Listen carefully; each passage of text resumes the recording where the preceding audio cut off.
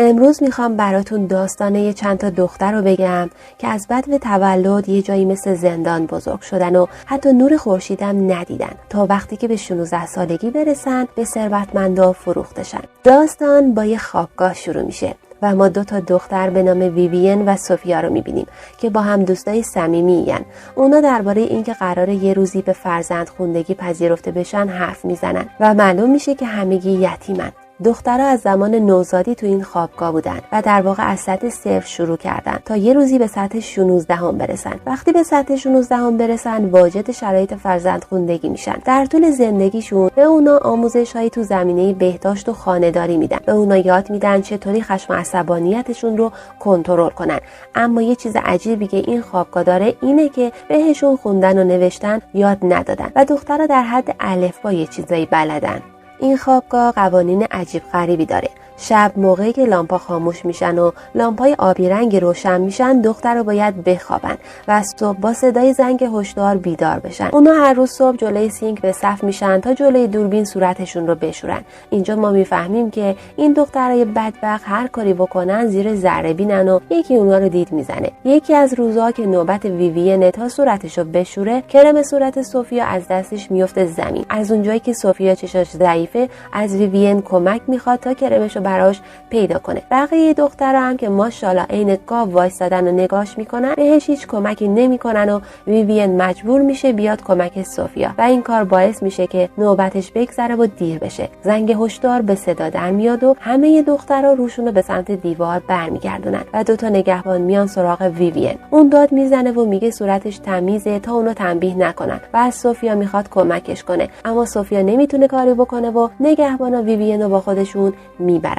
بعد از این اتفاق ویوین رو از سوفیا جدا میکنن و اونو به یه سالن دیگه ای میبرن. چند سال میگذره و ویوین و سوفیا به سطح 16 میرسن و این بار با هم اتاقی میشن. ویوین به خاطر اتفاقی که تو سطح 10 افتاد و به خاطر سوفیا تنبیه شد از دیدن سوفیا اصلا خوشحال نبود. ما میبینیم که دخترها از اینکه به سطح 16 رسیدن خیلی خوشحالن و هر کدوم یه تخت برای خودشون انتخاب میکنن. بعد به صف میشن و به ترتیب جلوی دوربین قرصایی رو که بهشون گفتن ویتامین میخورن و بعد میرن سراغ غذا. اون روز سوفیا ویوین رو تنها گیر میاره و بهش میگه که متاسفه، ولی ویوین باهاش دعوا میکنه و میگه ازش ناراحته و نمیخواد بقیه دخترها در مورد تنبیهش تو سطح 10 چیزی بدونن. خانم برکسل که سرپرست دخترهاست روز اول سطح 16 با یه لباس سفید رنگ خوشگل که اسم دخترها روش دوخته شده میاد پیش دخترها و اون لباس رو به عنوان هدیه بهشون میده و بهشون تبریک میگه که به سطح 16 رسیدن. روز بعد در حالی که همه دخترها مشغول انجام کارهای روزمره‌شونن سوفیا جاشو با یکی از دخترها عوض میکنه تا بیاد پیش ویوین. اون بهش میگه وقتی زمان خوردن ویتامین هاست فقط وانمود کنه که ویتامینا رو میخوره و این کارو نکنه. اما تا بخواد دلیلشو بگه یکی از دخترها میاد سراغ ویو و اونو با خودش میبره. ویوین در حالی که به سوفیا اعتماد نداره و ازش دلخوره بازم به حرفش گوش میده و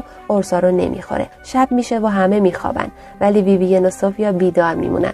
سوفیا میاد پیش ویوین و میگه این قرصایی که به اسم ویتامین بهمون میدن قرصای خواب آورن و معلوم میشه اینجا دخترها رو به زور قرص میخوابونن.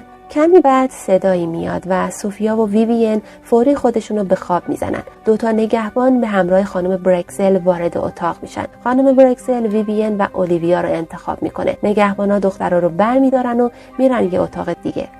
بعدش ما خانم برکسل و یه زوج پیر رو میبینیم که وارد اتاق میشن. اون در مورد دخترها با اونا صحبت میکنه و یه جوری حرف میزنه که انگاری داره یه جنسی رو به اونا میفروشه. از شانس خوش ویوین اون زوج اولیویا رو انتخاب میکنن و میخرن. ویوین که خواب نبود و همه چیزو شنیده بود میفهمه که اونا رو به فرزندخوندگی نمیگیرن بلکه خانم برکسل اونا رو به دلایلی میفروشه. دقایق بعد نگهبان ویوین رو برمیگردونه اتاقش و اون همه چیزو به سوفیا میگه.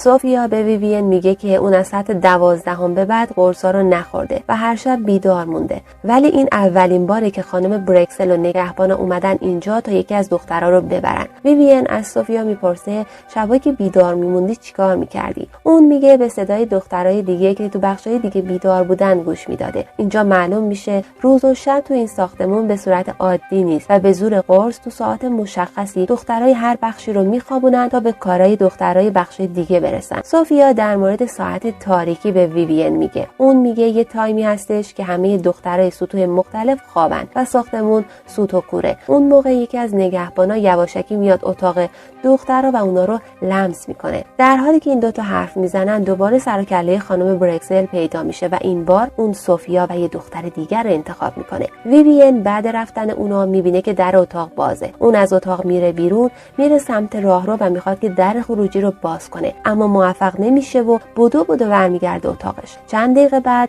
سوفیا رو به اتاق برمیگردونن. ویوین به سوفیا میگه بهتره فرار کنیم. اون میگه بعد بردن تو از اتاق رفته بیرون، اما زنگ هشدار به صدا در نیومده. پس شبا بهترین موقع برای فرار کردنه و تنها کاری که باید بکنن اینه که در خروجی رو باز کنن. روز بعد دخترا رو به کلینیک دکتر میرو میبرن. اون دخترا رو معاینه میکنه و یه واکسنی بهشون میزنه و میگه که این واکسن برای سلامتیشون مفیده. دکتر میرو خیلی گرم و صمیمی با ویوین صحبت میکنه و بهش در مورد یه بازیگر به اسم ویوین لی میگه. شب میشه و دخترا نشستن فیلم میبینن. اونا همه دیالوگا رو مو به مو حفظن. ما میفهمیم که سالهاست یه فیلم تکراری قدیمی رو برای این بدبختا پخش میکنن. اون شب سوفیا و ویوین درباره فرار حرف میزنن و میگن برای باز کردن در به کارت کلید نیاز دارن.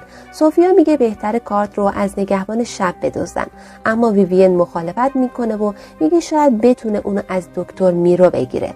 روز بعد ویوین میره پیش دکتر میرو و بهش میگه که خیلی دوست داره بدونه ویوین لی چه شکلیه.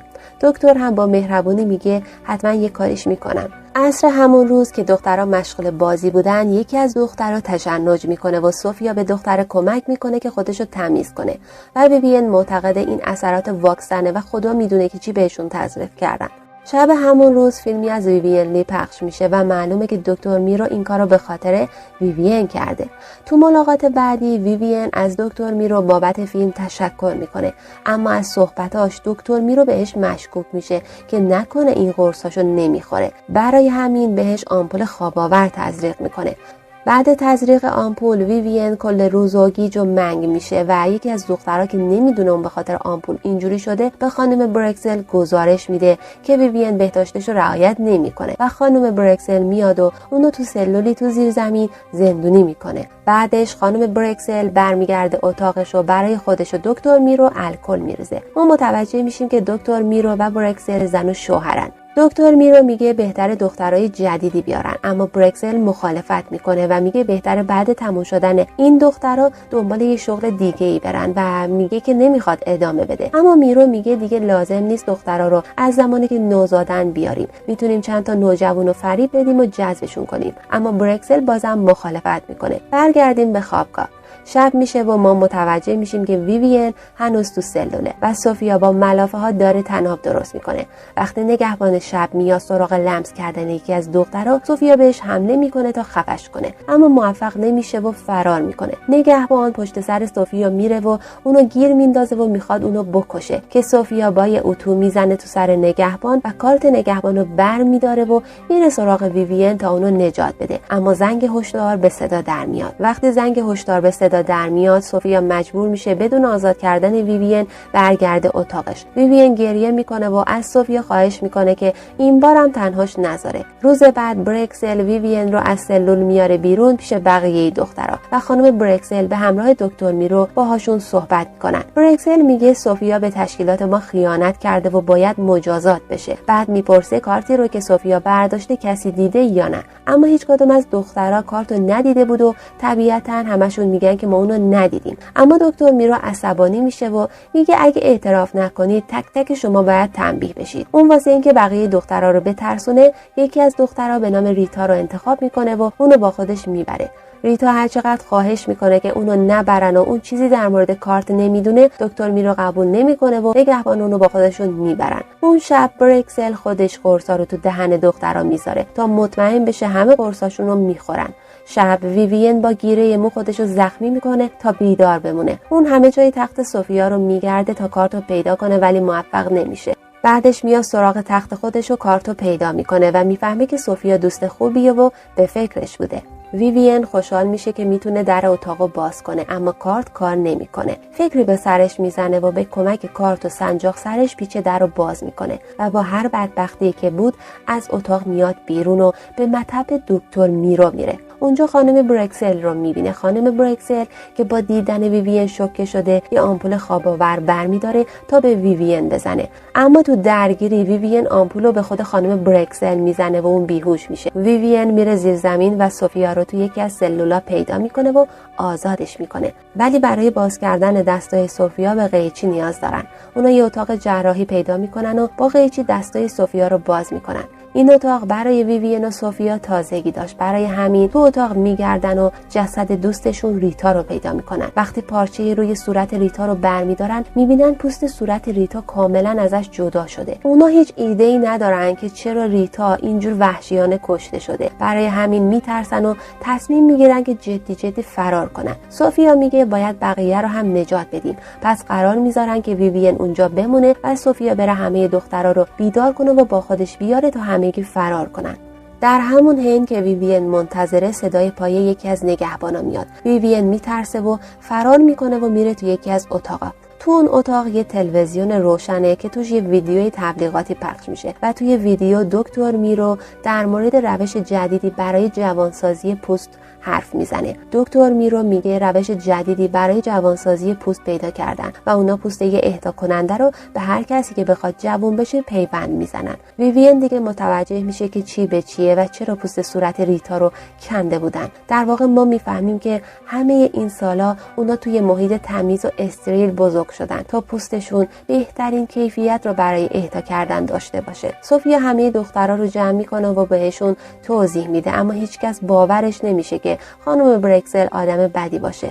یکی از دخترها سوفیا رو تهدید میکنه که اگه ادامه بدی نگهبانا رو خبر میکنم، اما همون لحظه ویوین با خانم برکسل وارد اتاق میشه. ویوین در مورد ریتا و کاری که باهاشون کردن به دخترها میگه. بعد یهویی اونا متوجه یه زخم روی گردن خانم برکسل میشن و میفهمن که اونم از پوست صورت یکی از دخترها برای جوانتر شدن خودش استفاده کرده. بالاخره همه دخترها حرفای سوفیا و ویوین رو باور میکنن. اونا برکسل رو میبرن تو زیرزمین زندونی میکنن و بعد از در خروجی ساختمون میرن بیرون. همه دخترها فرار میکنن، اما یکی از نگهبانا سوفیا رو گیر میندازه و ویوین میاد کمکش میکنه و نگهبان رو از بالای پشت بوم پرتش میکنن پایین. سوفیا و ویوین راه فراری پیدا نمیکنن و به بنبست میرسن و مجبور میشن برن توی خونه متروک. دکتر میرو و نگهبانا اونا رو پیدا میکنن. میرو از ویوین میخواد بیان بیرون و میگه کاریشون نداره، اما ویوین صورتشو میبره و به دکتر میرو میگه من دیگه به درد تو نمیخورم. همون لحظه نگهبانا از رئیس کل تماسی دریافت میکنن که بهشون دستور میده دکتر میرو رو بکشن، چون اون دیگه شکست خورده و به دردشون نمیخوره. اون شب سوفیا و ویوین تو خونه متروک میمونن و صبح 2 تا مأمور پلیس اونا رو پیدا میکنن. ویوین و سوفیا از خونه میان بیرون و برای اولین بار روشنایی روز و بارون رو میبینن و فیلم همینجا تموم میشه.